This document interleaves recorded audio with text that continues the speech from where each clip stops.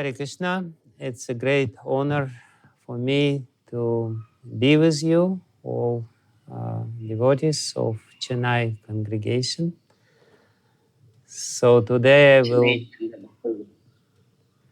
சென்னை சேர்ந்த பக்தருடைய சங்கத்தில் இருப்பதை நான் எனக்கு கிடைத்த பெரிய மரியாதையாக கருதுகிறேன். Today we will study with you the verse number 30 from the 20th chapter of the 11th canto of Srimad Bhagavatam. இன்று உங்களுடன் சேர்ந்து ஸ்ரீமத் பாகவதத்தின் 11வது ஸ்கந்தம் 20வது அத்தியாயம் 30வது ஸ்லோகத்தை படிக்க இருக்கிறேன். And the verse which we will study is bhidyate hṛdaya-granthiś, chidyante sarva-saṁśayāḥ, kṣīyante asya karmāṇi, mayi dṛṣṭe akhila-ātmani. So the translation of the verse: the knot in the heart is pierced, all misgivings are cut to pieces, and the chain of fruitive actions is terminated when I am seen as the Supreme Personality of Godhead. No need for you to translate it, or what? I will translate only the shloka, Maharaj, not the purport. Okay. பரமபுருஷ பகவானாக என்னை ஒருவர் காணும் பொழுது அவருடைய இதயத்தில் உள்ள முடிச்சு வெட்டப்படுகிறது, அவருடைய சந்தேகங்கள் உடைந்து போகின்றன, அவருடைய கர்ம வினைகள் அனைத்தும் அழிந்து போகின்றன. Okay, so the purport to this verse, Hṛdaya-granthi indicates that one's heart is bound to illusion by false identification with the material body. One thus becomes absorbed in material sex pleasure, dreaming of innumerable combinations of male and female bodies. A person intoxicated by sex attraction cannot understand that the Supreme Personality of Godhead is the reservoir of all pleasure and the supreme enjoyer. When a devotee achieves steadiness in devotional service, feeling transcendental pleasure at every moment in the execution of his loving service to the Lord, the knot of false identification is pierced and all his misgivings are cut to pieces. In illusion, we imagine that the living entity cannot be fully satisfied without material sense gratification and speculative doubting about the absolute truth. Materialistic persons consider sense enjoyment and speculative doubting to be essential for civilized life. A pure devotee, however, realizes that Lord Kṛṣṇa is an unlimited ocean of happiness and the personification of all knowledge. This realization of Lord Kṛṣṇa completely eradicates the twin tendencies of sense gratification and mental speculation. Thus, the chain of fruitive activities of or karma automatically collapses, just as a fire collapses and goes out when the fuel is removed. Advanced devotional service automatically awards one liberation from material bondage, and as confirmed by Lord Kapila-dev, Jarayat ashuyako sham nirgirnam analoyatha. Bhakti devotional service dissolves the subtle body of the living entity without separate effort, just as the fire in the stomach digests all that we eat. Srila Prabhupada states in his purport to this verse, a devotee does not have to try separately to attain liberation. That very service to the Supreme Personality of Godhead is the process of liberation, because to engage oneself in the service of the Lord is to liberate oneself from material entanglement. Sri Bilvam Mangala Thakura explained this position very nicely. He said, if I have unflinching devotion unto the lotus feet of the Supreme Lord, then mukti or liberation serves me as my maidservant. Mukti, the maidservant, is always ready to do whatever I ask. For a devotee, liberation is no problem at all. Liberation takes place without separate endeavor. Namo Vishnu Padaya Krishna Prashtaya Bhutale Srimati Bhakti Vedanta Swami Niti Namine Namaste Saraswati Devi Gauravani Pracharine Nirvishesha Shunyavadi Paschatya Desha Tarine Vancha Kalpatarubhyascha Kripa Sindhubhyeva Cha Patitanam Pavanebhyo Vaishnavebhyo Namo Namaha. Jai Shri Krishna Chaitanya Prabhu Nityananda Shri Advaita Gadadhara Srivasadi Gaura Bhakta Vrinda Hare Krishna Krishna Krishna Hare Hare Hare Rama Rama Rama Hare Hare. Yantah pradishya mama vachim imam prasuptam sanjeevayate kila shakti daraksvadam nanyam shahasta charana shravanat vagadim pranannamo bhagavate purushaya tubhyam. Svasyastu vishvasya kalah prasidatam deyantu bhutani shivam mithodiyam anascha badram bhajata dadokshaje aveshyatam no matir apyahaitu ki.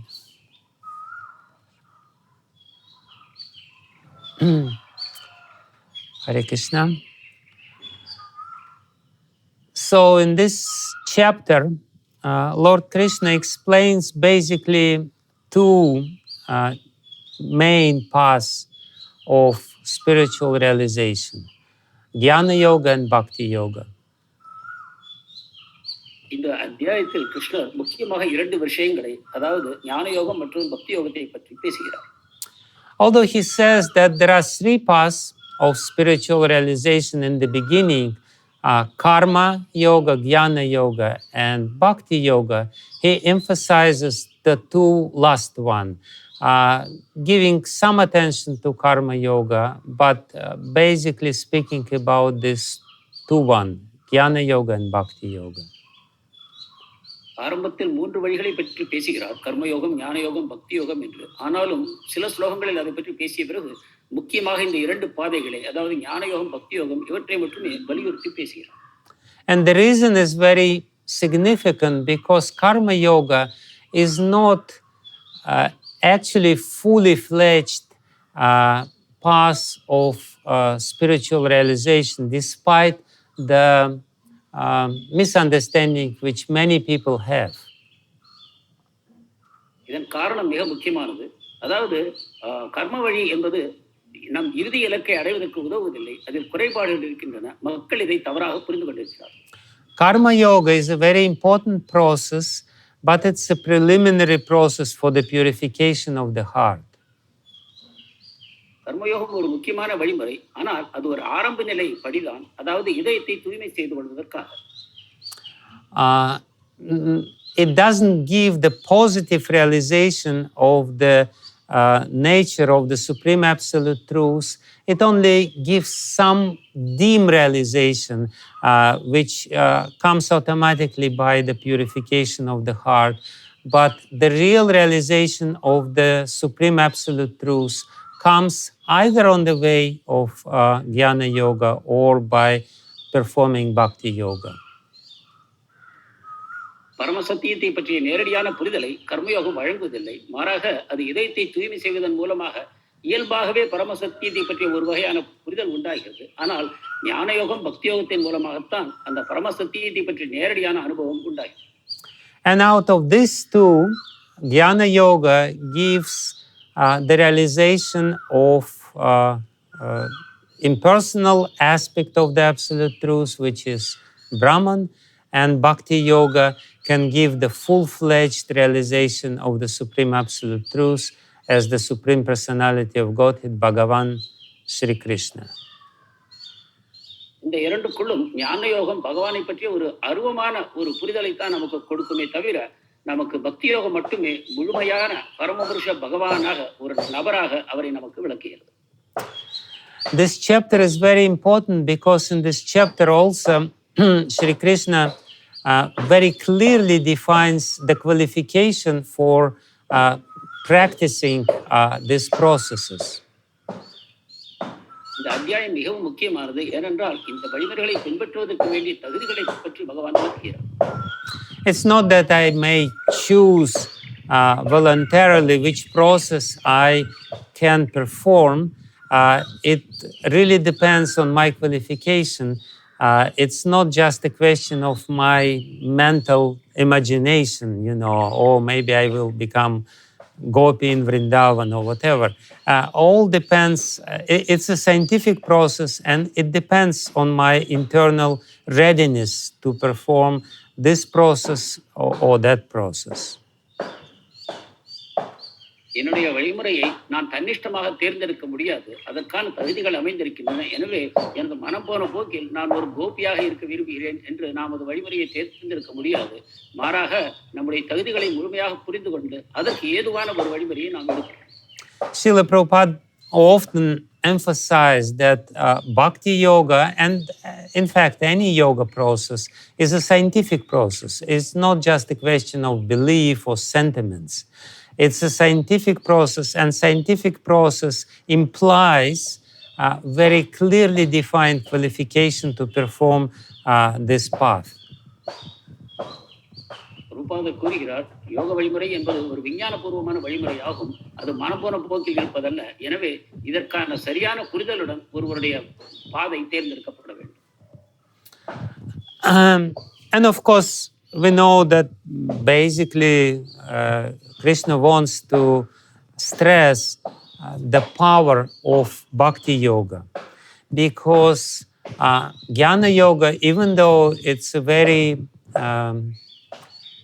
deep process and very powerful process, nevertheless, it gives you only partial realization of the Supreme Absolute Truth. It doesn't give you the complete understanding.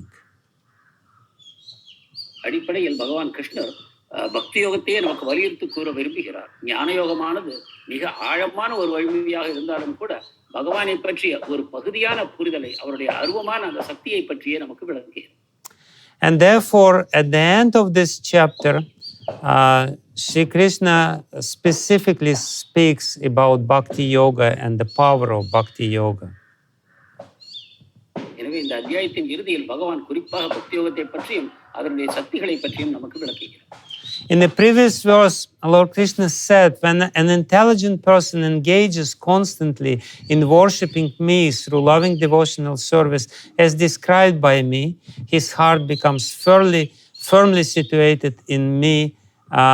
Thus, all material desires within the heart are destroyed. இதற்கு முந்தைய ஸ்லோகத்தில் பகவான் கூறினார், ஒரு புத்திசாலியான மனிதர் என்னை தொடர்ந்து பக்தி தொண்டின் மூலமாக அன்புடன் வழிபடுவாரேயானால் அவருடைய இதயம் முழுமையாக என்னில் நிலை பெறுகிறது. அவருடைய பௌதிக ஆசைகள் அனைத்தும் இதயத்திலிருந்து அழிக்கப்படுகின்றன.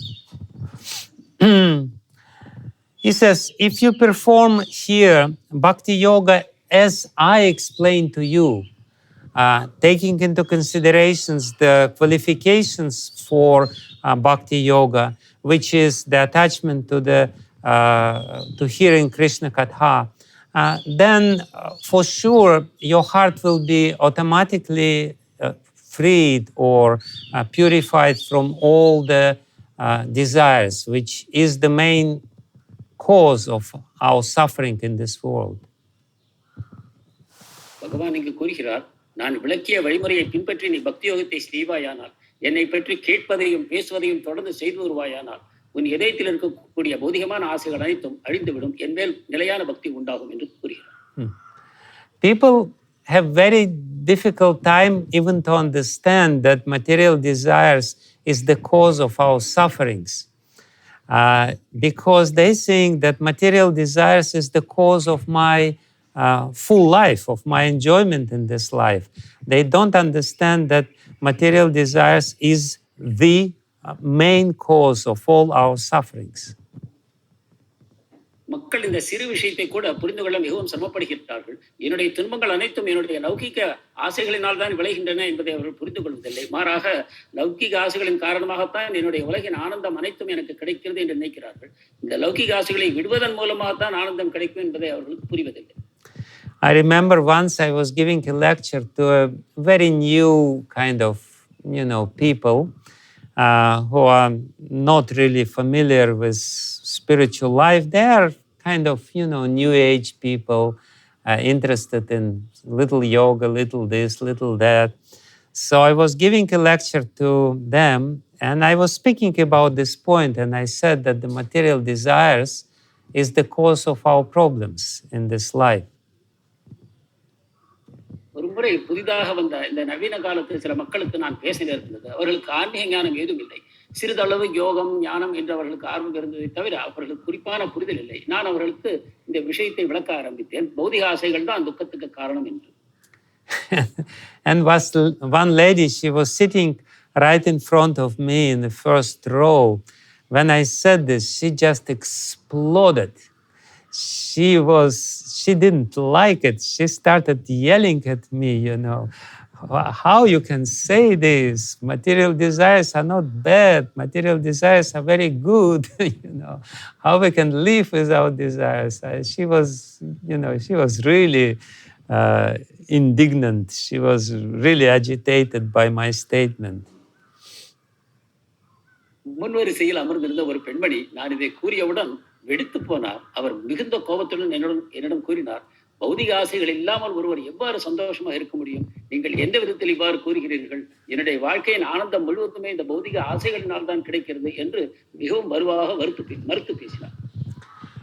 People, they can speculate, or they can they can talk about karma and yoga, and they may use all these terms, and they may talk about Jyotish, astrology, and this and that, but it's very difficult for them emotionally to understand that the root cause of all our problems are desires in the heart. And if you try to solve your problems by some way which does not touch your desires in the heart, it will be just useless endeavor.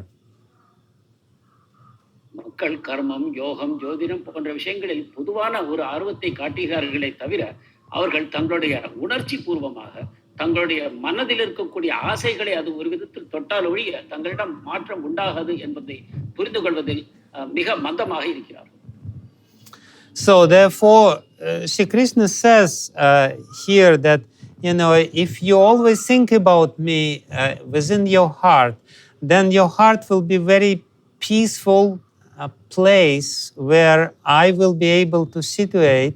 Whereas if you don't think about me, the heart will be in constant turmoil. கிருஷ்ணர் இங்கு கூறுகிறார், என்னை உங்கள் மனத்தில் தியானம் செய்வதன் மூலமாக உங்கள் மனத்தில் என்னுடைய எண்ணம் நிலைத்திருக்கும் பொழுது பௌதிகமான துன்பங்கள் உங்களுக்கு பௌதிகமான ஆசைகள் உங்களை துன்புறுத்தாது. என்னை மறந்து போவீர்களானால் இதனால் பலத்த துன்பங்களுக்கு ஆளாவீர்கள் என்று பகவான் கூறுகிறார். And how you can be happy if you're not even peaceful? Shri Krishna says, Ashantasya kutah sukham.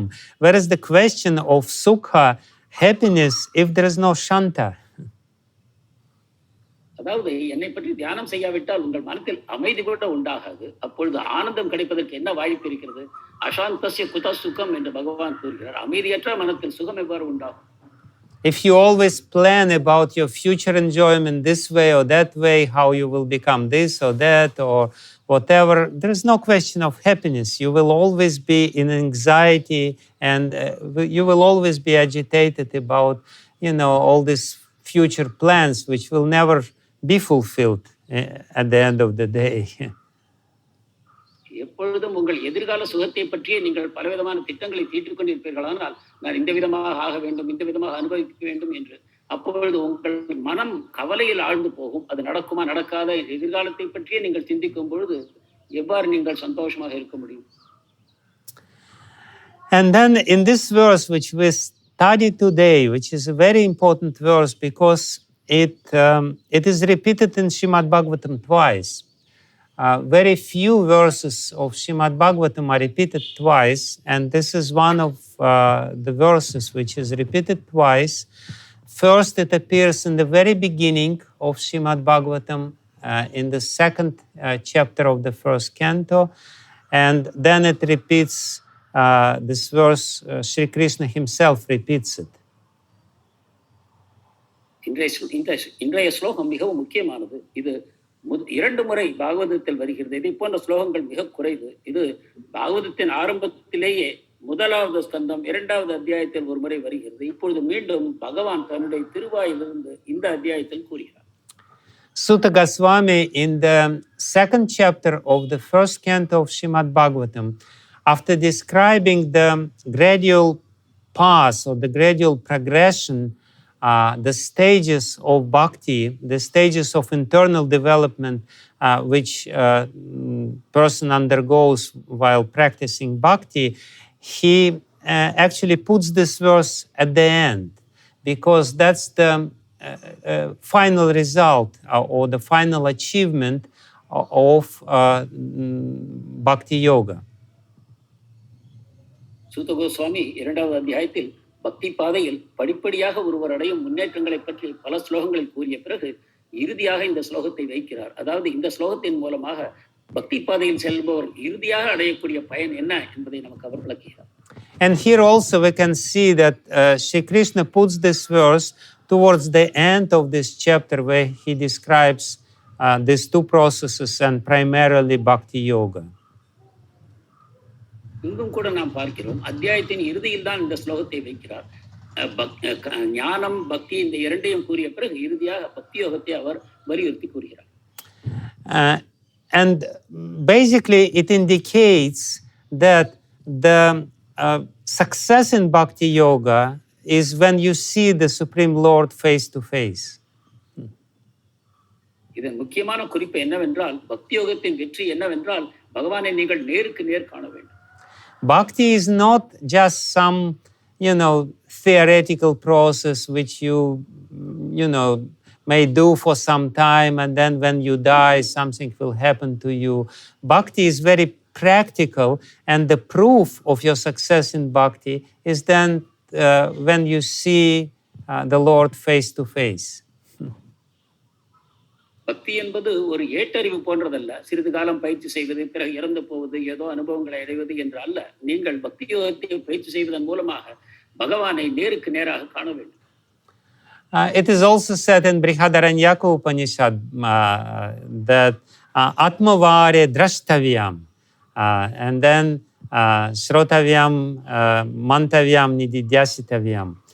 So this process of bhakti is indicated as even in Upanishads, where it is said that you have to ultimately see the Supreme Lord. Atmava are drashtavyam. He is somebody who should be seen or directly realized. ஹிருதயாரண்ய உபனிஷத்து கூட இதை பற்றி பேசுகிறது. அங்கு ஒருவர் ஞானத்தை பெறுகிறார் என்றால் அவர் நேரடியாக பகவானை தரிசிக்க வேண்டும் என்றது கூறுகிறது. இவ்விதமாக பக்தியை பற்றி உபனிஷத்துகளிலும் கருத்துகள் அடங்கியிருக்கின்றன. And the process of realization of the Supreme Lord, the direct experience of the Supreme Lord, is indicated in Brihādaranyaka Upanishad by the stages Shrotavyam, Mantavyam, and then Nididhyasitavyam. You first have to hear about the Supreme Lord. மேலும் பகவானை பற்றி அறிவதற்கான வழிமுறைகளையும் கூட இந்த பிருஹதாரண்ய உபனிஷதம் கூறுகிறது. அதாவது முதலில் பகவானை பற்றி கேட்க வேண்டும், அதன் பிறகு அவரை பற்றி பேச வேண்டும், அவரை நினைவு கொள்ள வேண்டும். And then after this, you have to think about the Supreme Lord, Mantavyam. You have to, really deliberate about what you have heard. That's the second stage. முதலில் பகவானை பற்றி கேட்கிறோம், அது முதல் படி. அதன் பிறகு மனத்தில் நாம் என்ன கேட்டோமோ அதை பற்றி ஆழமாக தியானம் செய்வோம், இது இரண்டாவது படி. And ultimately, it has to be turned into the constant meditation on the Supreme Lord. The Shravanam is the first process, the first step, but the crown success of Bhakti Yoga is when we think about the Supreme Lord all the time, 24 hours a day. இதன் பிறகு பகவானை பற்றி எப்பொழுதும் நினைக்க ஆரம்பிக்க வேண்டும். அதாவது முதலில் கேட்பது முதல் படிதான், அதன் பிறகு அவரை பற்றி நினைக்கிறோம். ஆனால் எப்பொழுது 24 மணி நேரம் பகவான் சிந்தனையில் நாம் ஈடுபடுவோமோ அதுதான் நம்முடைய முழுமையான வெற்றி. And then when this meditation becomes steady, when the meditation becomes constant, then only you will be able to see the Supreme Lord. இந்த தியானம் எப்பொழுது நிரந்தரமாகுமோ, மாற்றமில்லாமல் இருக்குமோ, அப்பொழுது நாம் பகவானை காண்போம்.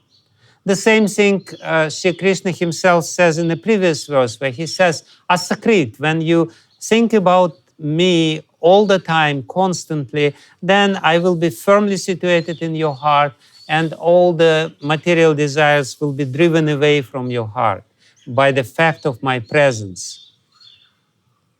இதைத்தான் முந்தைய ஸ்லோகத்திலும் பகவான் கூறினார், அசக்ருத் என்பது. அதாவது நீங்கள் என்னை எப்போதும் தியானம் வழிபாடு செய்வீர்களானால் நிலையாக நான் உங்கள் இதயத்தில் இருப்பேன், அப்பொழுது உங்களுடைய பௌதிக ஆசைகள் அழிந்து போகும் என்று.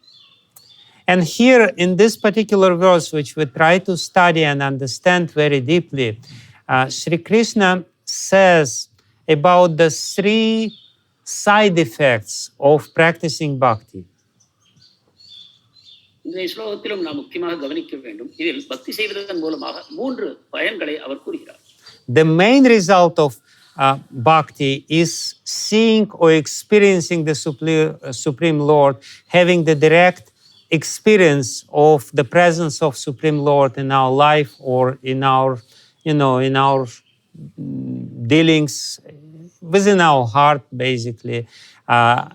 It can be by the way of spurti, when we have just, momentarily little vision of the Supreme Lord, or it can be deeper realization. But in any case, the main result of bhakti is that we have the direct experience of the Supreme Lord. We see Him. முக்கியமான பயனாக பகவான் கூறுவது என்னவென்றால், பகவானை நாம் நேரடியாக அனுபவிக்க வேண்டும், அவரை நேரில் காண வேண்டும், அவரை நம் இதயத்துக்குள் அவரை நாம் தரிசனம் செய்ய வேண்டும், நம் அன்றாட வாழ்க்கையில் அவருடைய பங்கு இருப்பதை நாம் எப்பொழுதும் நிரந்தரமாக காண வேண்டும். எனவே முக்கியமான பயன் என்ன என்பது பகவானை நாம் நேருக்கு நேர் அனுபவிப்பதே ஆகும். But there are 3 side effects which are also very important, and which is the indirect way to show that we are successful in practicing bhakti yoga. இதன் 3 பக்க விளைவுகளும் இருக்கின்றன. அவையும் கூட நாம் பக்தி யோகத்தில் வெற்றி பெற்றோம் என்பதை நமக்கு அறிவிக்கும். It is said here, bhidyate hṛdaya-granthiś, chidyante sarva-saṁśayāḥ. So this is the first 2 results, that your knot in the heart becomes pierced. அதன் முதல் 2 விளைவுகள், நம் இதயத்தில் இருக்கக்கூடிய முடிச்சானது அறுக்கப்படுகிறது. And it basically means this is that you don't have false ego anymore. You don't identify yourself with your body and your mind. You don't really take seriously what is happening with the body. Of course, you take care of your body because it's an important instrument, but you're not really fearful about what is happening with the body. அதன் பொருளாவது உங்களுடைய போலி அகங்காரம் நீங்கி விடுகிறது. அப்பொழுது உங்கள் உடல் மனம் இவற்றை பற்றி நீங்கள் கவலைப்படுவதில்லை. அதாவது உடலையும் மனத்தையும் நீங்கள் பார்த்துக் கொள்வதில்லை என்பது பொருள் அல்ல. உடலும் மனமும் முக்கியமான அங்கங்கள், அவற்றை நாம் பார்த்துக் கொள்ளத்தான் வேண்டும். ஆனால் இவற்றுக்கு என்ன நேர்கின்றது என்பது நீங்கள் அதிக கவலை கொள்வதில்லை. When this hṛdaya-granthi, the knot which ties the soul to the body, is still very tight, then we constantly in anxiety about what is going on with my body. இந்த இதயத்தில் உள்ள முடிச்சு ஆத்மாவையும் உடலையும் சேர்த்து கட்டுப்போடக்கூடிய இந்த முடிச்சு இறுக்கமாக இருக்கும் வரையில் உங்கள் உடலுக்கு என்ன நேர்கின்றது என்ற கவலை உங்களுக்கு அதிகமாக இருக்கும். We always think, I need to drink, I need to eat, I need to have sex, I need this, I need that. This thought process is constantly circling around the body, because this is how the false ego works. False ego is basically making our thoughts circle around the body all the time. I, me, I, mine, this and that. இந்த நிலையில் உங்கள் எண்ணங்கள் எல்லாம் நான் சாப்பிட வேண்டும், நான் குடிக்க வேண்டும், நான் உறங்க வேண்டும், நான் உடலுறவு கொள்ள வேண்டும் என்பதை போன்ற பலவிதமான எண்ணங்களிலேயே ஆழ்ந்திருக்கும். அதாவது நான் இந்த உடல் எனக்கூடிய அந்த எண்ணம் மிக ஆழமாக இருப்பதன் காரணமாக இந்த உடலை பற்றிய எண்ணங்களிலேயே நாம் முழுவதுமாக ஆழ்ந்திருக்க நேரிடும். In the beginning, even when we practice Bhakti Yoga, when we chant Hare Krishna, and we're supposed to think about Krishna, but we chant Hare Krishna, but we only think about ourselves. What I will do when I finish this chanting, how I will enjoy today, how I will enjoy next week, how I will enjoy next month, how I will enjoy next year, how I will enjoy when I retire from my work. All this kind of stuff is constantly going on within our mind. ஆரம்பத்தில் பக்தி யோகத்துக்கு வரும்பொழுது நாம் நாம ஜபத்தை செய்கிறோம். அப்பொழுது நாம் கிருஷ்ணரை பற்றி நினைக்க வேண்டும் என்று தெரியும். ஆனாலும் நம் மனம் நம்முடைய சுகத்தை பற்றியே நினைத்துக் கொண்டிருக்கிறது. இன்றைக்கு நான் ஜபத்தை முடித்துவிட்டு எவ்வாறு சுகம் அனுபவிப்பேன், ஒரு வாரம் கழித்து எவ்வாறு செய்வேன், ஒரு மாதம் கழித்து, ஓராண்டு கழித்து, அல்லது என்னுடைய ஓய்வு பெற்ற பிறகு நான் எவ்வாறு அனுபவிப்பேன் என்பதை போன்ற சுய இன்பங்களிலேயே நம் மனம் ஆழ்ந்திருக்கிறது. Because the false ego is so strong, it just forces us to think about I, mine, me, my glory, this and that. We don't have time to think about Krishna because false ego forces us to do it, forces us to think about ourselves. போலி அகங்காரம் மிகவும் வலுவுடன் இருப்பதன் காரணமாக கிருஷ்ணரை பற்றி நினைப்பதை விட்டுவிட்டு நான் எனது என்னும் விதத்திலேயே நம்முடைய எண்ணம் செல்கிறது. இந்த போலி அகங்காரம் நம்மை அந்த வகையில் இழுத்து செல்கிறது. என்னுடைய இன்பங்கள் என்ற விதத்திலேயே நம்முடைய மனம் ஆழ்ந்து போகிறது. But Bhakti Yoga gradually changes the course of our thoughts because all the thoughts of enjoyment they become weaker and weaker and weaker while we practice Bhakti Yoga. In the beginning they are very strong, but gradually the course of the thoughts in a very gentle way changes completely. பக்தி யோகம் படிப்படியாக நம்முடைய மனத்தின் போக்கை மாற்றி அமைக்கிறது. நான் சுகம் அனுபவிக்க வேண்டும் எனும் எண்ணத்திலிருந்து நம்முடைய மனம் படிப்படியாக மிக மிருதுவாக மிக நிதானமாக இந்த பக்தி யோகமானது நம்முடைய மனத்தின் சிந்தனையின் போக்கை மாற்றி அமைக்கிறது பகவானை நோக்கி. Now we are called bahirmukha or vimukhyata is the main problem. We are turned away from the Lord. We are not looking at Him. We are looking in the opposite direction and we are seeing His material energy, Maya, and we try to enjoy this material energy, Maya. This is where we are looking at. Therefore, we are called bahirmukha. We are extroverted. Our consciousness is extroverted. நாம் இப்பொழுது இருக்கும் நிலை பகிர்முகா என அழைக்கப்படுகிறது. அதாவது பகவானை நோக்கி பார்ப்பதை விட்டுவிட்டு நாம் அவருடைய மாயா சக்தியை நோக்கி பார்க்கிறோம். அப்பொழுது நம்முடைய எண்ணங்கள் பகவானை விட்டுவிட்டு பௌதிகமான விஷயங்களிலே நம்முடைய மனம் நிலைத்து போகிறது. இதுதான் நாம் இப்பொழுது இருக்கக்கூடிய நிலை. But gradually our consciousness turned by the process of Bhakti Yoga in a very natural way towards the Lord. And we don't even notice how it happens. We start thinking about the Lord more and more and more. ஆனால் பக்தி யோகத்தின் மூலமாக நம்முடைய மனம் படிப்படியாக நம்மையே அறியாமல் இயல்பான விதத்தில் பகவானை நோக்கி திருப்பப்படுகிறது. அப்பொழுது நாம் இந்த சொந்த எண்ணங்களை விட்டுவிட்டு பகவானை பற்றிய தியானங்களில் படிப்படியாக நாம் ஈடுபட ஆரம்பிக்கிறோம். Until we reach the point where we cannot even think about ourselves. We only think about Krishna. We only worry about Krishna. All our thoughts only about Him. ஒரு கட்டத்தில் நம்மை பற்றி நாம் நினைப்பது முழுவதுமாக நின்று போகிறது. அப்பொழுது பகவானை தவிர எதை பற்றியும் நம்மால் எண்ண முடியாமல் போகிறது. Mother Yashoda doesn't think about herself. She doesn't think about herself even for a split millisecond. She only thinks about Krishna, and therefore she is always blissful because Krishna is so blissful, and she's always meditating about his blissful qualities.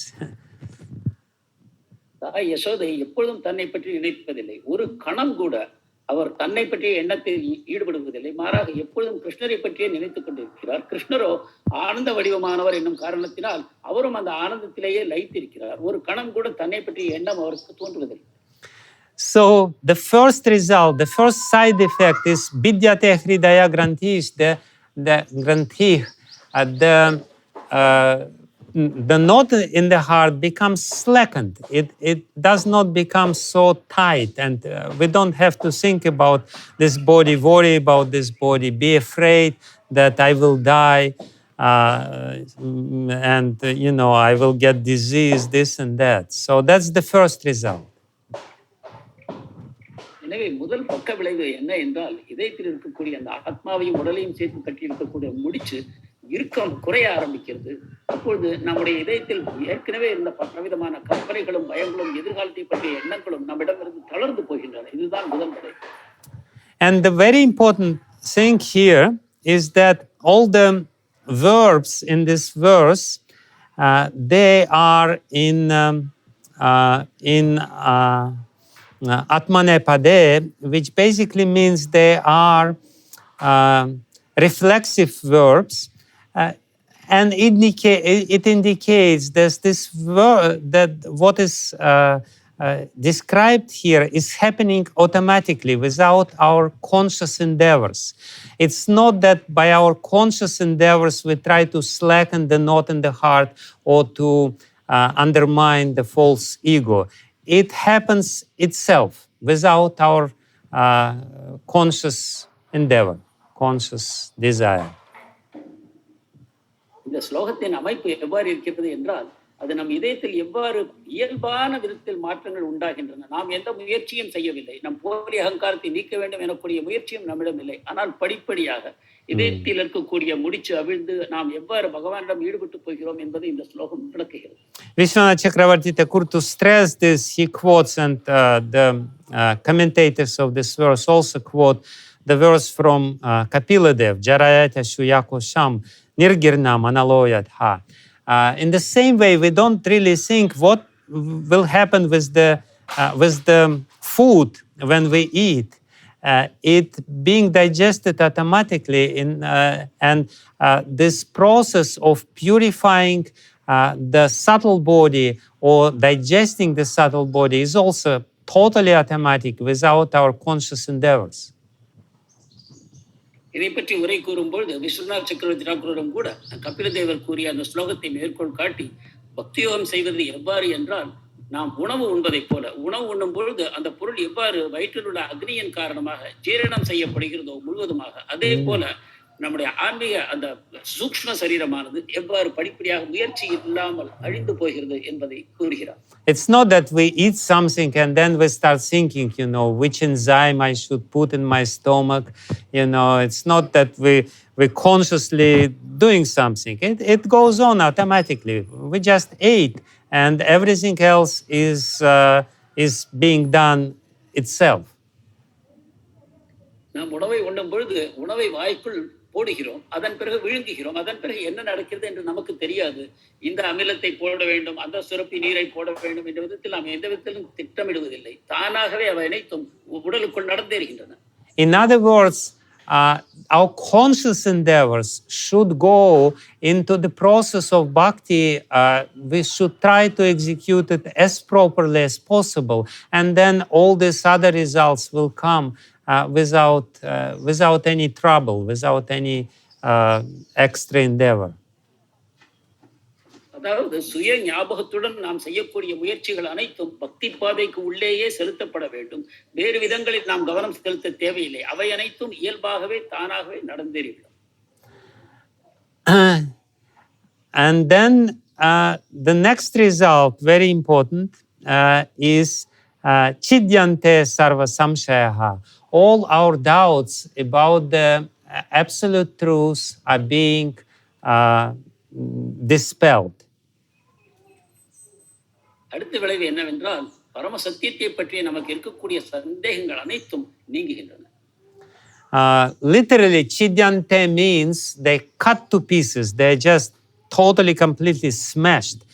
No doubts anymore.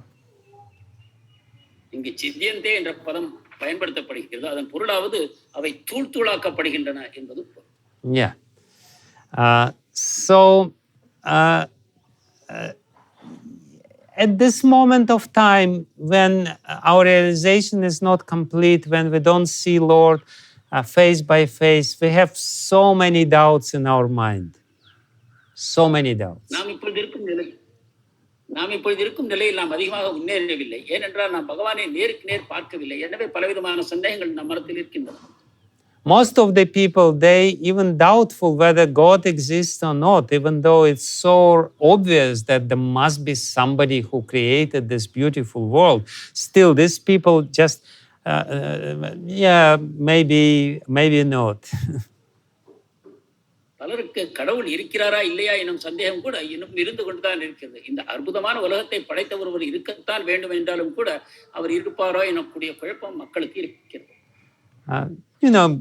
Many people, they have this very strange opinion that everything which we see just appeared on itself without any cause for this, without any desire or intelligence. It just appeared like this, without any problem.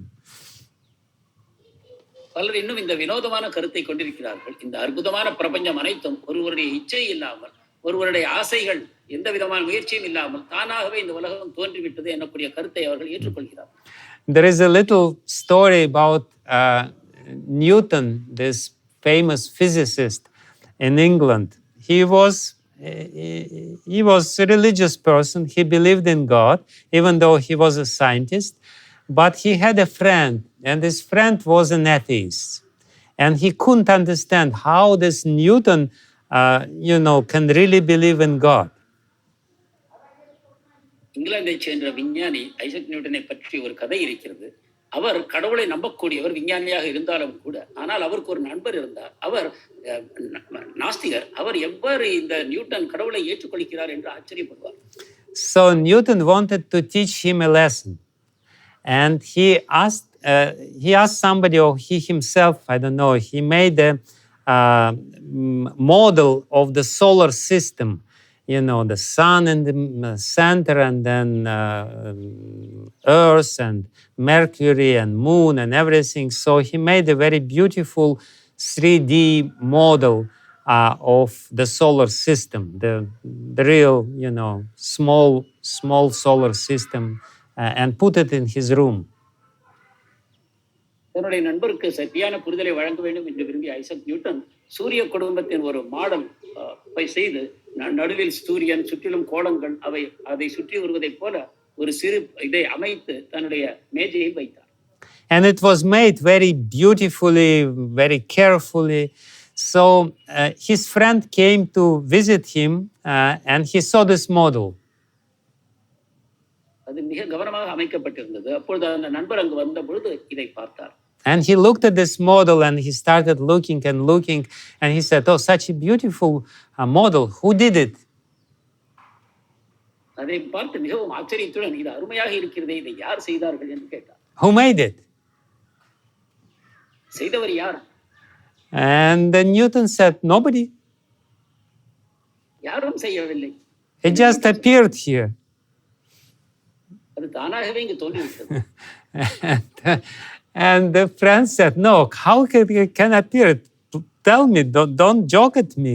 Who made this?" He said, "No, nobody made it. It just appeared." என்னிடம் விளையாடாதீர்கள், இது எப்படி தானாகவே வந்திருக்க முடியும், எனக்கு சொல்லுங்கள் யார் செய்தார்கள் என்று. ஆனால் நியூட்டன் மேலும் சொன்னார், இல்லை, அது தானாகவே தான் தோன்றியது என்று. And then Newton said, if you think that, for this little model somebody has to do it, why you think that for the big universe which you see around you, nobody has done it? Why you have this foolish idea? அப்பொழுது Newton சொன்னார், இந்த ஒரு சிறிய சாதாரணமான model கூட தானாக தோன்றி இருக்க முடியாது, யாரோ செய்திருக்க வேண்டும் என்று நீ கூறும்பொழுது தானாகவே தோன்றியது, அதற்கு பின்னால் யாரும் இல்லை என்று எவ்வாறு நீ கூறுகிறாய்? But still, nevertheless, even though it's so foolish, most of the people, they don't believe that there is some creator who created this world.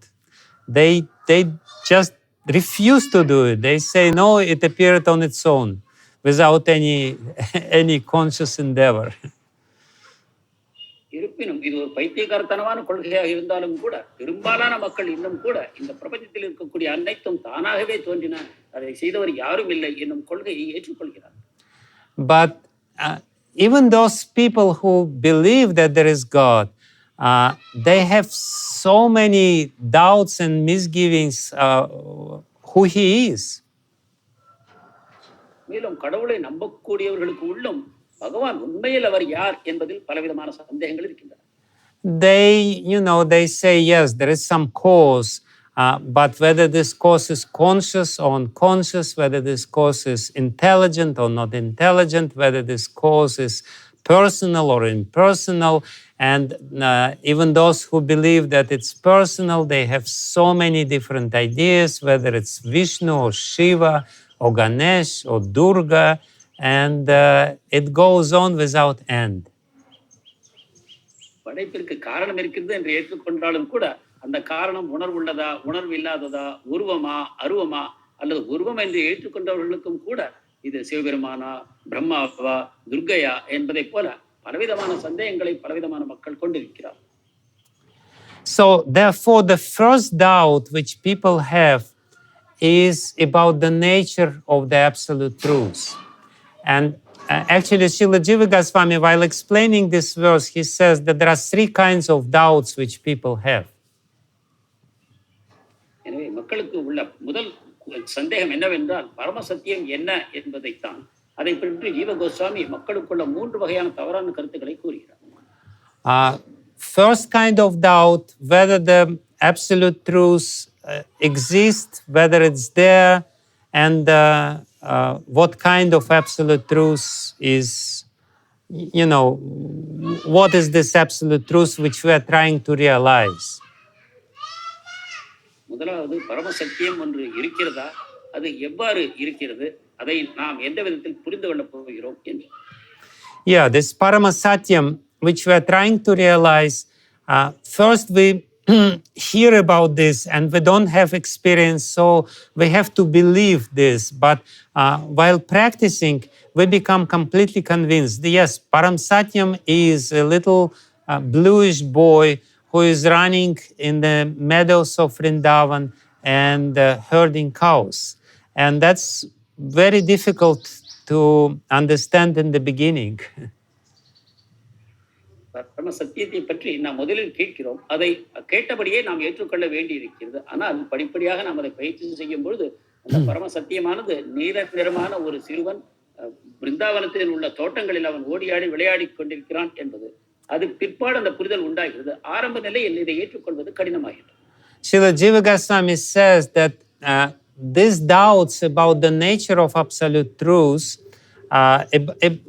that this is the absolute truth, that Krishna is the absolute truth, are being dispelled just by hearing about Krishna. கிருஷ்ணர் தான் பரம சத்தியம், அதாவது பரம சத்தியத்தை பற்றி நம்முடைய அநேகமான சந்தேகங்களும் தீர்ந்து போய் கிருஷ்ணரே தான் பரம சத்தியம் என்று ஏற்றுக்கொள்வதற்கு காலம் பிடிக்கிறது. அதற்காக நாம் பக்தி பாதையை ஏற்றுக்கொள்ள வேண்டும். When we hear again and again from Bhagavad Gita and Srimad Bhagavatam, ultimately we become convinced, yes, it's Krishna, it's only Krishna, nobody but Krishna. மீண்டும் மீண்டும் பகவத்கீதை, பாகவதம் இவற்றை நாம் தொடர்ந்து கேட்பதன் மூலமாக பரம சத்தியம் என்பது கிருஷ்ணர் தான், கிருஷ்ணரை தவிர ஏதும் இல்லை, கிருஷ்ணரே தான் பரம சத்தியம் என்னும் தீர்மானத்துக்கு நாம் வருகிறோம். But still, there may be some second kind of doubts. Second kind of doubts is that we still don't really understand the nature of the Supreme Truth as Krishna. And we think, yes, it's Krishna. We recognize it's Krishna. We chant his holy name. But still, the exact nature of Krishna is not clear. That he is, that he is such a loving person, that he is engaged in loving pastimes with his devotees. All these ideas may not be very clearly established within our heart.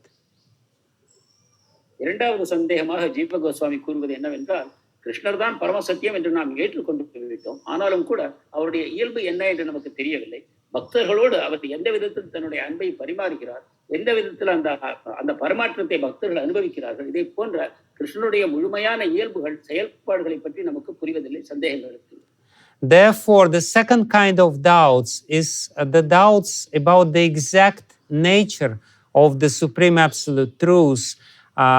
And we know that the Supreme Absolute Truth exists. We know it's Vishnu or Krishna, but the exact nature of the Supreme Absolute Truth, we may not know in the beginning, and that's the second kind of samshaya or doubt. எனவே பரம சத்தியம் இருக்கிறது, அது கிருஷ்ணர் தான் என்பதையும் நாம் ஏற்றுக்கொண்ட பிறகும் கூட அவருடைய இயல்பு என்ன, செயல்பாடுகள் என்ன, அவருடைய அன்பு பரிமாற்றம் எவ்வாறு நிகழ்கிறது, இதை போன்ற சந்தேகங்கள் நமக்கு இருக்கின்றன. இது இரண்டாம் தளத்தில் உள்ள சந்தேகம். We may still have some understanding which is contrary to this personal understanding or to this concept of Bhakti-yoga, viparita bhavana. So this viparita bhavana is the second kind of doubts. அதாவது இன்னும் கூட பகவானை பற்றி ஒரு நபர் என்று அறிந்து கொண்ட பிறகும் கூட விபரீத பாவனை என்னக்கூடிய இதை பற்றி தவறான புரிதல்கள், நேர்மாறான முரண்பாடான சில கருத்துக்களும் நம் மனத்தில் இருக்கக்கூடும். And Srila Jiva Goswami again says that this viparita bhavana, the second kind of doubt, is being dispelled while we are thinking very deeply about the subject matter, not just by hearing, but by thinking, by mananam, by the process of manana. ஜீவ கோஸ்வாமி கூறுகிறார், இந்த இரண்டாவது சந்தேகம் எவ்வாறு நீங்கும் என்றால், நாம் பகவானை பற்றி கேட்பதோடு நிற்காமல் அவரை பற்றி தீவிரமாக மனத்தில் நினைக்க வேண்டும். அது மனனம் என்று கூறப்படுகிறது. பகவானுடைய தியானத்தில் நாம் முழுமையாக ஆழ்ந்து போக வேண்டும். And then there is this third kind of doubts.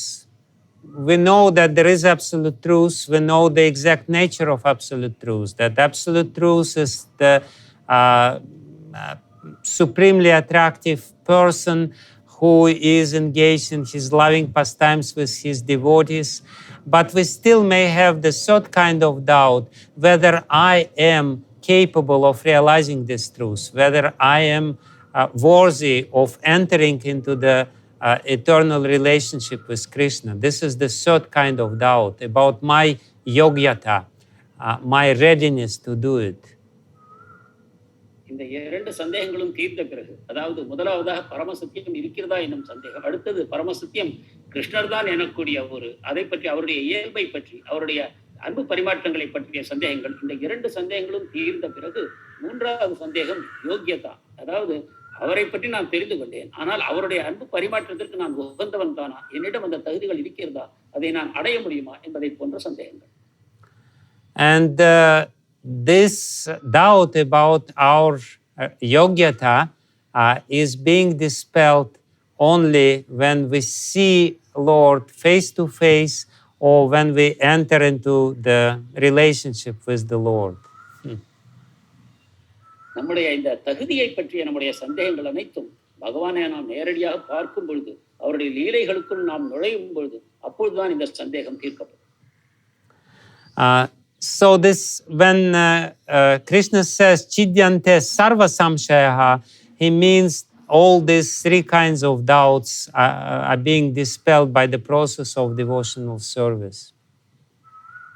chidyante sarva-saṁśayāḥ என்ற பகவான் கூறும்பொழுது இந்த மூன்று வகையான சந்தேகங்களும் பக்தி தொண்டின் மூலமாக அழிக்கப்படுகின்றன என்பதைத்தான் அவர் குறிப்பிடுகிறார். And the word samshaya is very important because there are many different words about doubt. Sandeha, you mentioned this sandeha in Tamil, and also there are some other words for doubt. But samshaya is very important because samshaya means samyakshete iti samshaya means that you're completely paralyzed. You cannot really do anything because your mind or your heart is divided into two different thoughts. Samshaya. And you basically become sleep. You go into sleep. You cannot act very actively if you have doubts. இந்த சம்சயா என்ற பதம் இன்னும் ஆழமாக புரிந்து கொள்ளப்பட வேண்டும். சந்தேகம் என்பதை விட இது ஒரு ஆழமான பொருள் கொண்டதாகும். அதாவது இந்த சம்சயத்தின் மூலமாக நம் மனம் இரண்டாக பிரிந்து நிற்கிறது. இரண்டு வகையான போராட்டங்கள் மனத்துக்குள் நிகழ்கின்றன. எனவே நம்முடைய செயல்பாடுகளை சரிவர செய்ய முடியாமல் நாம் நின்று போகிறோம். ஒரு தூக்கு நிலைக்கு நாம் சென்று விடுகிறோம். எனவே இந்த சம்சயங்கள் நீக்கப்படுவது அவசியமாகிறது. Why we don't put all our energy in the process of bhakti yoga? Because we have lingering doubts within our heart, whether I should devote too much time to this, or maybe I should do something else, and in this way I become happy by doing something else. ஏன் நம்முடைய சக்திகளை முழுமையாக நாம் பக்தி பாதைக்குள் செலுத்த முடிவதில்லை? ஏனென்றால் நம் மனத்தில் சில சந்தேகங்கள் நிலவுகின்ற காரணமாக நமக்கு தோன்றுகிறது, ஓகே, நான் இதையும் செய்கிறேன், ஆனால் நான் வேறு சில வழிகளை செய்தாலும் கூட நான் சந்தோஷத்தை அடைய முடியும். எனவே அதில் நமது சக்திகளை சில விதத்தில் செலவிடுகிறோம். இவ்விதமாக இந்த மனத்தில் இருக்கக்கூடிய சம்சயங்கள் நம்மை துன்புறுத்துகின்றன. But when all the doubts are completely dispelled, then we don't hesitate of putting all our endeavors and all our energy and all our time into the practice of bhakti yoga. Therefore, people who don't have doubts, they chant not 16 rounds, not 32 rounds, not 64 rounds. They chant 128 rounds. They chant 196 rounds. They chant so many rounds because they don't have doubts that this is the most important thing which I have to do, and there is nothing else which is important. நமக்கு சந்தேகம் இருப்பதன் காரணமாக நம்முடைய சக்திகளை முழுமையாக பக்தி பாதையில் நம்மால் செலுத்த முடியவில்லை. ஆனால் யாருக்கு இந்த சந்தேகங்கள் நீங்கிவிட்டனவோ முழுமையாக, அவர்கள் தங்களை முழுவதுமாக பக்தி பாதைக்குள் தங்களை அர்ப்பணித்துக் கொள்கிறார்கள். அப்பொழுது அவர்கள் 16 மாலை அல்ல, 32 மாலை அல்ல, 64 அல்ல, 128 அல்ல, 196 மாலைகள் கூட செய்யக்கூடிய சக்தியை பெறுகிறார்கள். ஏனென்றால் அவர்களுடைய சக்தி முழுவதுமாக வீணடிக்காமல் பக்தியிலே ஈடுபடுத்தப்படுகிறது. And the third result, the final result which is being described here is that kṣīyante, asya, karmāṇi, all the karma, including the prarabdha karma, is being completely washed away from our soul, and in this way we become liberated. And as the commentators say, there is absolutely no doubt for a devotee to be liberated. He doesn't have to endeavor for this. He has to endeavor to perform bhakti, and then all the problems which are created by our previous karma will be solved automatically because there will be no karma anymore. இந்த மூன்றாவது பக்க விளைவாக கூறப்படுவது chidyante cāsya karmāṇi என்று. அதாவது ஆத்மாவை பிடித்துக் கொண்டிருக்கக்கூடிய நம்முடைய பூர்வ ஜென்ம பிராரப்த கர்மங்கள் அனைத்தும் முழுமையாக அழிக்கப்படுகின்றன. அப்பொழுது அவர் தூய நிலையில் பகவானுடைய தரிசனத்தை பெறுவதற்கு எந்த விதமான தடையும் இல்லாமல் போகிறது. அதாவது இங்கு உரையாளர்கள் கூறியுள்ளபடி அவர் இதற்காக தனிப்பட்ட முயற்சி செய்ய தேவையில்லை. ஒரு பக்தருக்கு முக்தி என்பது இயல்பாகவே வந்து அமைகிறது என்பதை அவர் விளக்குகிறார். And Krishna very clearly says here, in this particular case, when you realize in bhakti yoga, you will see the Lord, and you will see the Lord as akhila-ātmani, as the Lord in the heart of every living entity. So not only you will see the Lord, but you will also see that all the living entities, they are parts and parcels of the Lord. And then you will have loving relationship with everyone. And in this way, you fulfill the mission of your human life. இங்கு மேலும் பகவான் கூறுகிறார், அவரை நாம் நேரடியாக பார்க்கிறோம் என்பதை தவிர அகில-ātmani, அதாவது பரமபுருஷ பகவான் எல்லா உயிர்வாழிகளுக்குள்ளும் வீற்றிருப்பதையும் நாம் காண்போம். அப்பொழுது எல்லோருடனும் ஒரு சுமூகமான நல்ல விதமான அன்பு கலந்த ஒரு உறவை நாம் கொள்ள முடியும். அந்த விதத்தில் நம்முடைய வாழ்க்கை பரிபூர்ணத்துவம் அடைகிறது. Okay, my time is over. I don't know if we have time to answer the questions or not, but I could speak more about this verse, but I think the essence I have already said. I don't know if I should answer the questions. Yes, Maharaj, we'll be grateful to you. We have got some questions from the devotees, so we'll be grateful to you. Okay, so there are some questions in the chat. Sometimes... May I help you with that, Maharaj? Yeah, please. Yeah. Thank you. The first question is from Manohari Muralidhar Prabhu. We see that in ISKCON devotees are performing sadhana bhakti, and they do understand that Krishna is Param Satyam, but not realizing that and not depending on Krishna. Prabhu, can you translate? Yeah. இஸ்கானோட பக்தர்கள் சாதனா பக்தி செய்கிறார்கள். அவர்கள் முழுவதுமாக கிருஷ்ணரை பரமசத்தியமாக அறிகிறார்கள். ஆனால் அதை உணர்வுபூர்வமாக அறியவில்லை. அவர்கள் முழுவதுமாக கிருஷ்ணரை நம்பியும் இல்லை. Yet they keep thinking about the plan, their plans, and they worry about their difficulties. So how to understand this? அவர்கள் திட்டங்களை போடுகிறார்கள், தங்கள் கஷ்டங்களை பற்றி யோசிக்கிறார்கள், கவலைப்படுகிறார்கள். It basically means that they only have partial realization or partial understanding. In the beginning, the understanding is mostly theoretical. It's not really realized. It's just belief, which is good, which is a good starting point.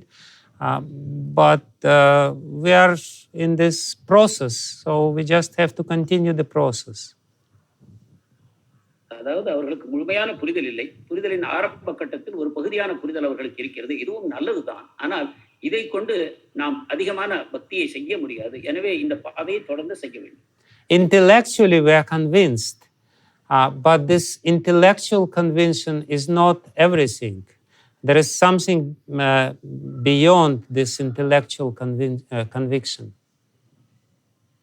புத்திபூர்வமாக நாம் ஏற்றுக்கொண்டு விட்டோம். ஆனால் புத்திபூர்வமான ஏற்பு என்பது முழுமையானதல்ல. இதை கடந்தும் நாம் செல்ல வேண்டும். And when we only have intellectual conviction, we're still a little weak in our process. The sadhana is weak. It's weakened from inside. It's weakened because of these doubts.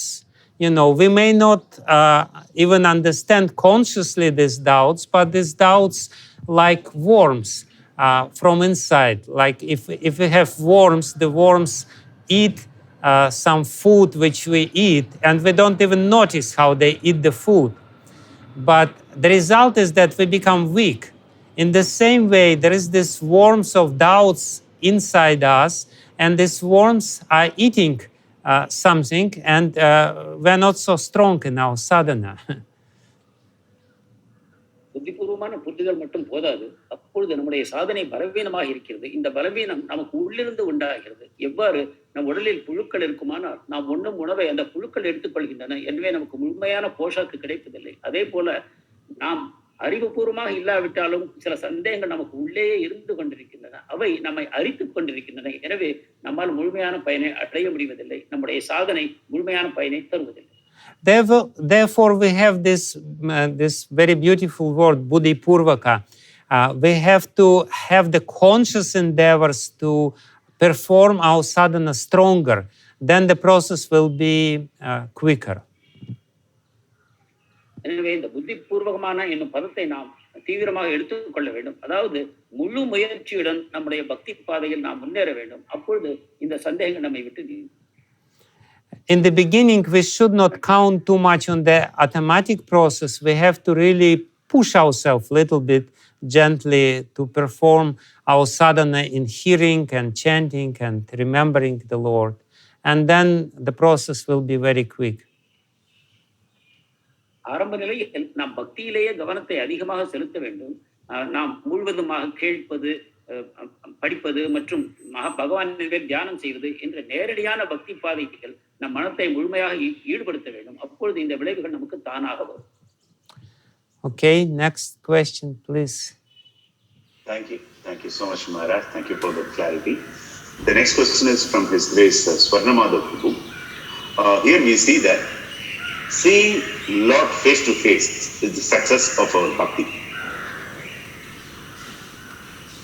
நாம் இங்கு காண்கிறோம் பகவானை நேரடியாக பார்ப்பதுதான் பக்தியின் வெற்றி என்று.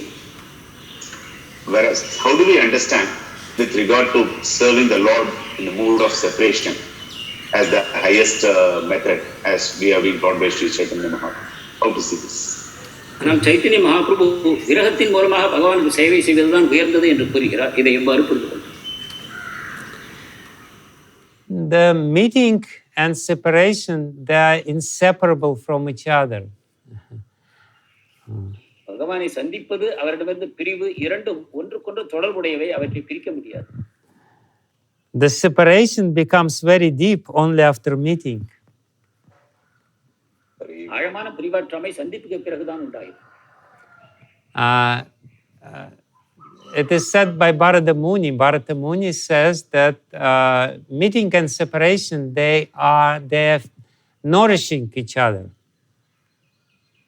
பரதமுனி கூறுகிறார், சந்திப்பு பிரிவு இவை இரண்டும் ஒன்றையொன்று போஷாக்கு அளிக்கின்றன என்று. The initial mood of separation with the Lord is good, but it becomes really deep. The separation, the mood of separation becomes really deep only when we momentarily meet with the Lord. ஆரம்ப காலத்தில் உள்ள பிரிவாற்றாமை நல்லதுதான். ஆனால் எப்பொழுது பகவானை ஒரு நொடியாக நாம் சந்திப்போமோ அதன் பிறகு அந்த பிரிவாற்றாமை மிகவும் ஆழமாகிறது. Navina vipralambena sambogam ashnute. We can see in the stories of Srimad Bhagavatam, like Narada Muni. Narada Muni was practicing bhakti and then he saw the Lord. And then the Lord told him, you will not see me anymore.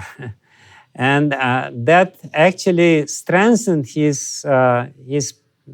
practice of bhakti, and his mood of separation with the Lord became much stronger. பாகவத கதைகளை நாம் பார்க்கிறோம். நாரத முனிவரின் கதையில் கூட அவர் பகவானை முதலில் ஒரு நொடிக்கு பார்க்கிறார். ஆனால் அப்பொழுதே பகவான் கூறுகிறார், மீண்டும் என்னை இந்த பிறவியில் பார்க்க முடியாது என்று. அதன் பிறகு அவர் செய்யக்கூடிய சாதனை மிக மிக ஆழமாகிறது. And we also can see in the life of Sri Chaitanya Mahaprabhu himself, he would have some vision of the Lord, and then this vision would disappear, and then he would plunge himself into this mood of separation with new vigor. And he would say, "Oh my Lord, oh the Lord of my heart, where are you now? I've seen you, but you disappeared from me." That's an Antya-lila of Chaitanya Charitamrita.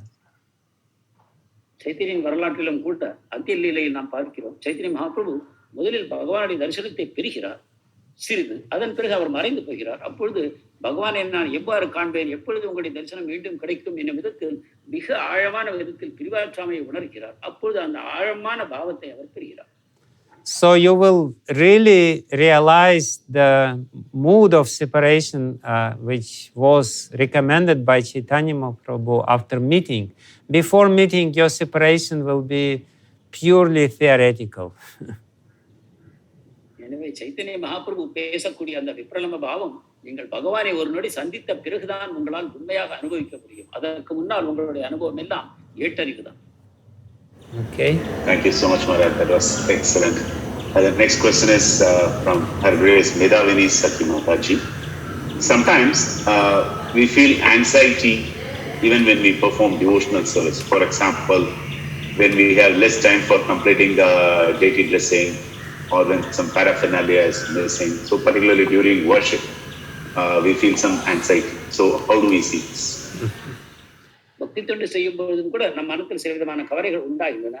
உதாரணமாக பகவானுக்கு அலங்காரம் செய்யும் பொழுது நேரக்குறைவை உணர்கிறோம், அல்லது பகவான் அலங்கார ஆபரணங்கள் சிலது காணாமல் போகின்றன. இவற்றை எவ்வாறு புரிந்து கொள்வது?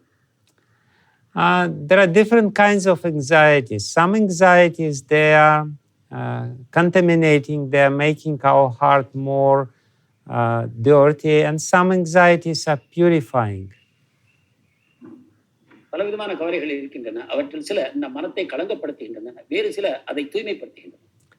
The anxieties which are unhealthy, they distract our mind from Krishna, and when the anxieties are over, we easily distracted from the thoughts of the Lord. சில கவலைகள் நம்மை பகவானிடமிருந்து மனத்தை திருப்புகின்றன, வேறு விதமான எண்ணங்களை நாம் ஆழ்ந்து போகிறோம். அப்பொழுது பகவானை நினைப்பது இயலாமல் போகிறோம். But the anxieties about putting alankars on the Lord in time and making him look very beautiful, that's a very purifying anxiety. ஆனால் பகவானை அலங்கரிப்பது, அவரை அழகுபடுத்துவது, அவ்வாறு செய்யக்கூடிய விஷயத்தில் உண்டாகக்கூடிய கவலைகள் நம்மை தூய்மைப்படுத்துகின்றன. Because when this anxiety is over, your thoughts about Krishna become much more deep and much more constant than before. இந்த கவலைகள் நீங்கும் பொழுது பகவானை பற்றிய எண்ணங்களும் அவர் மேல் உள்ள உங்களுடைய பாவமும் முந்தி எப்பொழுதும் இருந்ததை விட ஆழமாகின்றன. Jayapataka Maharaj, he was complaining to Srila Prabhupada. Srila Prabhupada, what happened with my bhajan? I am working with all these Indian workers, Bengali workers, and they're always trying to cheat and to do something. And that was during Mayapur, initial stage in Mayapur, when the long building was being built. And he said, how I will perform my bhajan? And Srila Prabhupada said, your bhajan is to build this long building. This is your bhajan. ஆரம்ப காலத்தில் மாயாப்பூரில் அந்த நீண்ட கட்டடத்தை கட்டும்பொழுது ஜெயபதக மகாராஜ் தன்னுடைய கவலையை பிரபுபாதரிடம் தெரிவித்தார். நான் என்னுடைய பஜனை எவ்வாறு நான் ஆழப்படுத்துவேன்? இங்குள்ள இந்த வங்காளி வேலைக்காரர்களிடம் வேலை வாங்குவதிலே எனக்கு மிக சிரமமாக இருக்கிறது, அது எனக்கு கவலையாக இருக்கிறது என்று அப்பொழுது பிரபுபாதர் கூறினார், இந்த நீண்ட கட்டடத்தை கட்டுவதுதான் உன்னுடைய பஜன் என்று. By dealing with these Bengali workers, you're doing bhajan. This is your real bhajan.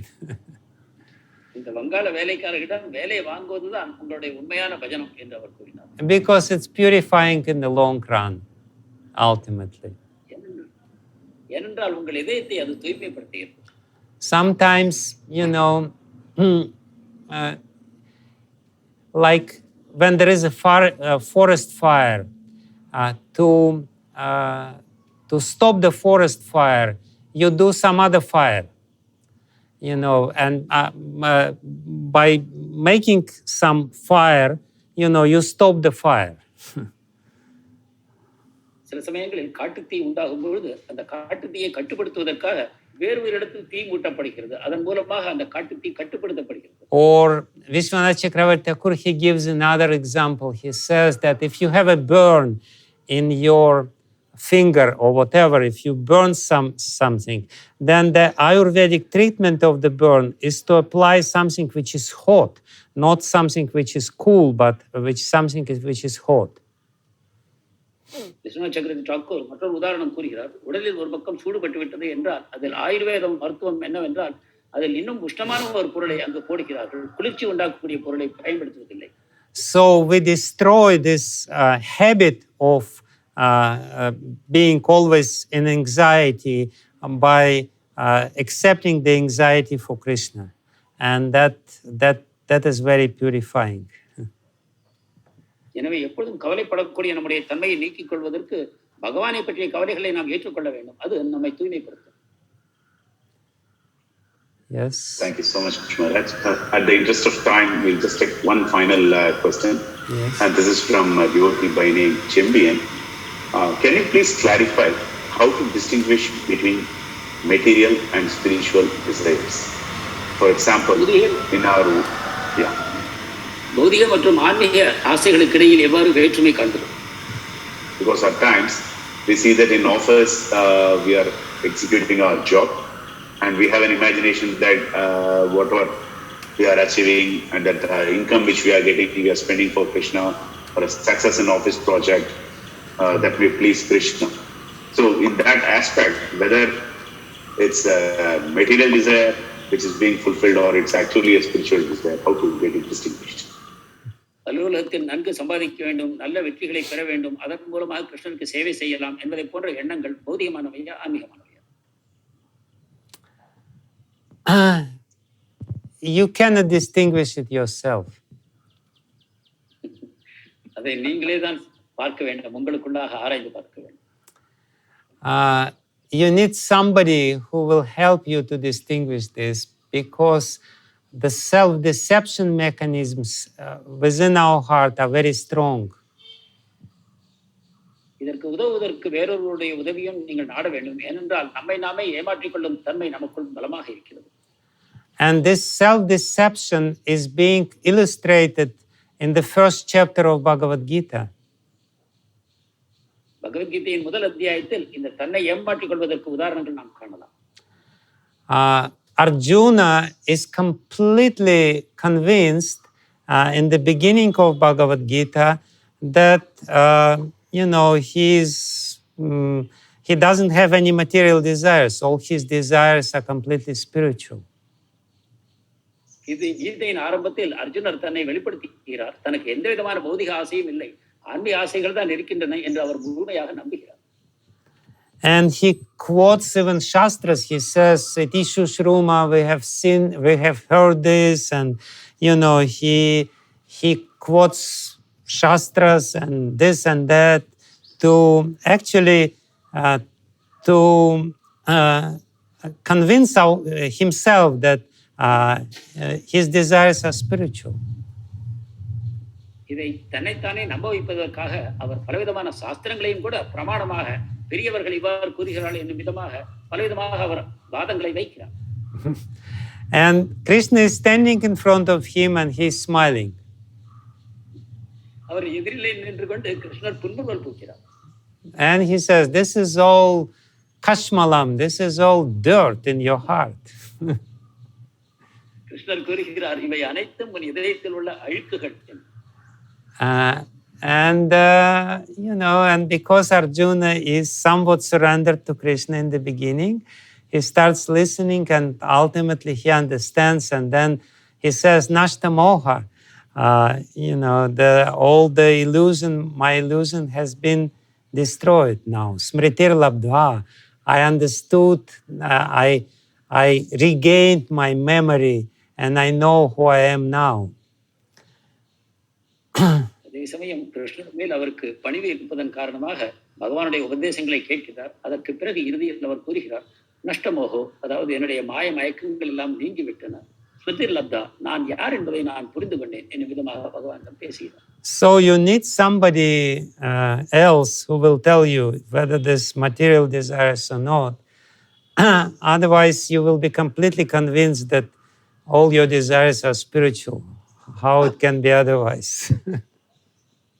எனவே இவை பௌதிக ஆசைகளா அல்லவா என்பதை புரிந்து கொள்வதற்கு உங்களுக்கு உதவுவதற்கு ஒரு நபர் தேவை. இல்லை என்றால் நீங்களாகவே யோசித்து ஆம் இவை அனைத்தும் முழுமையான ஆன்மீக ஆசைகள் தான் என்று உங்களை நீங்களே நம்ப வைப்பீர்கள்.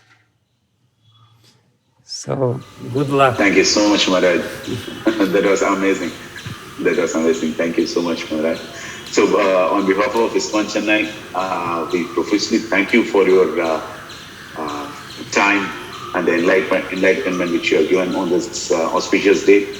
Today is the disappearance day of Shri Vishwanath Chakravarti Thakur.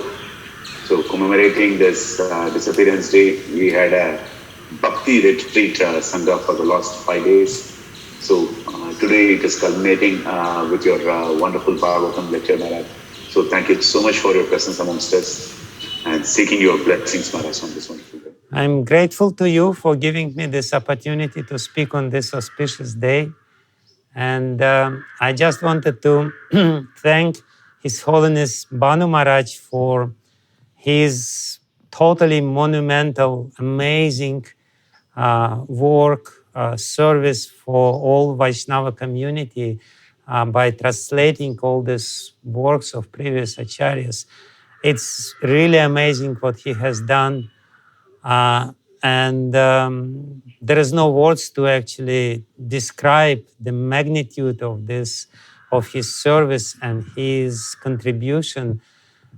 I'm immensely grateful to him, and I wish him many more years of this amazing service. I heard that he's doing now Hari Bhakti Vilas and some other granthas. I'm very, very grateful to him. And I'm speaking in front of you just as a token of gratitude to Bhanu Maharaj. He is one of my heroes, and therefore I'm your servant. You can do whatever you like with me. பானுஸ்வாமி மகாராஜருக்கு என்னுடைய ஆழமான நன்றிகளை தெரிவித்துக் கொள்கிறேன். அவர் வைஷ்ணவ சமுதாயத்திற்கு செய்திருக்கக்கூடிய சேவையானது மிகவும் மகத்தானது. பல ஆச்சாரியர்களுடைய உரைகளை அவர் மொழிபெயர்ப்பு செய்திருக்கிறார். இன்னும் தொடர்ந்து அந்த சேவைகளை செய்து வருகிறார். தனிப்பட்ட முறையிலும் வைஷ்ணவ சமுதாயத்தின் சார்பிலும் நான் அவருக்கு ஆழமான நன்றி கடன் பட்டிருக்கிறேன். இப்பொழுதும் கூட ஹரிபக்தி விலாசத்தின் மொழிபெயர்ப்பில் அவர் ஈடுபட்டிருக்கிறார் என்று நினைக்கிறேன். எனவே நான் அவருக்கு சரணடைந்து அவருடைய கருவியாக செயல்பட ஆசைப்படுகிறேன். எனக்கு அவர் எந்த சேவை செய்தாலும் ஏற்றுக்கொள்ள தயாராக இருக்கிறேன். Thank you very much. Let's all lovely chant Hare Krishna Mahamantra for the well-being of His Holiness Bhakti Vijnana Goswami Maharaj, and also for the welfare of all the devotees, and let's profusely thank His Holiness. Hare Krishna, Krishna Krishna, Hare Hare, Hare Rama, Ram Ram, Hare Hare, Hare Krishna, Krishna Krishna, Hare Hare, Hare Rama, Ram Ram, Hare Hare, Hare Krishna, Krishna Krishna, Hare Hare, Hare Rama, Ram Ram, Hare Hare. His Holiness Bhakti Vijnana Goswami Maharaj ki jai. Srila Prabhupada ki jai. Grantharaj Srimad Bhagavatam ki jai. Thank you very much. Hare Krishna.